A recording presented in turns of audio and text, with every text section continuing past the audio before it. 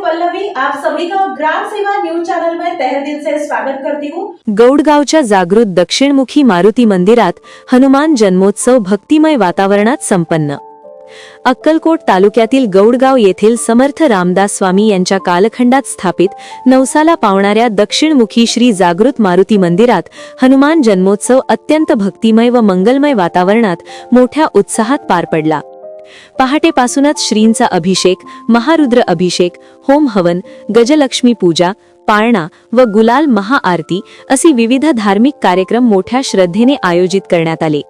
जय श्रीराम व बजरंग बली की जयच्या घोषणांनी संपूर्ण परिसर दुमदुमून गेला। महाराष्ट्रासह तेलंगणा, आंध्र प्रदेश आणि कर्नाटक येथून हजारो भाविक दर्शनासाठी दाखल झाले। सुमारे 30,000हून अधिक भाविकांनी उपस्थिती लावल्याची माहिती मंदिर समितीचे अध्यक्ष श्रीकांत खानापुरे व शिवानंद सोलापुरे यांनी दिली। भाविकांच्या सोयीसाठी सुमारे 2 किलोमीटर पर्यंत दर्शन रांगा शिस्तबद्ध पद्धतीने व्यवस्थापित करण्यात आल्या होत्या। तसेच मंदिर समितीतर्फे महाप्रसादाची उत्कृष्ट व्यवस्था करण्यात आली होती, ज्याचा हजारो भक्तांनी लाभ घेतला। हे मंदिर जागृत व मनोकामना पूर्ण करणारे दक्षिणमुखी मारुतीचे स्थान म्हणून प्रसिद्ध आहे।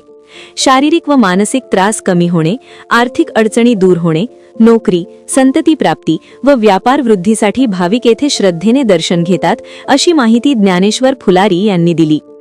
हनुमान जयंती निमित्त मंदिरातून पारंपरिक वाद्यांच्या निनादात पालखी मिरवणूकही मोठ्या उत्साहात काढण्यात आली।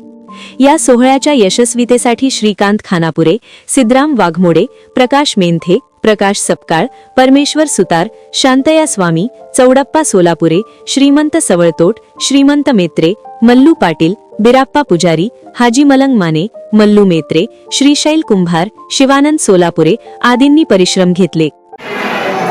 ज्ञानेश्वर नागेश फुलारी, गौडगाव जागृत मारुती मुख्य पूजन। आज दिनांक 2 एप्रिल 2026 रोजी हनुमान जन्मोत्सव निमित्त श्री जागृत मारुती गौडगाव बुद्रुक येथे विविध प्रकारचे कार्यक्रम आयोजित केलेले आहेत। ठीक 3:30 वाजता श्री महारुद्राभिषेक, नवग्रह पूजा, होम हवन, गजलक्ष्मी पूजा, शिवपार्वती पूजा, गणपती पूजा इत्यादी पूजा करण्यात आलेली आहे व ठीक 6:54 तांत्रिक कार्यक्रम म्हणजे गुलाबोधनचे कार्यक्रम झालेले आहेत व 7:20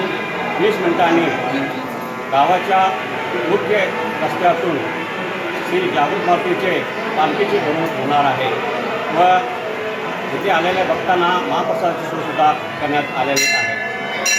अनेक राज्यांचे भक्तगण येत आहेत। आंध्र प्रदेश, कर्नाटक, महाराष्ट्र इत्यादी राज्यातील भक्तगण येणार आहेत व येत आहेत। आज कमीत कमी 25,000 ते 30,000 भक्त येतील अशी आशा आहे।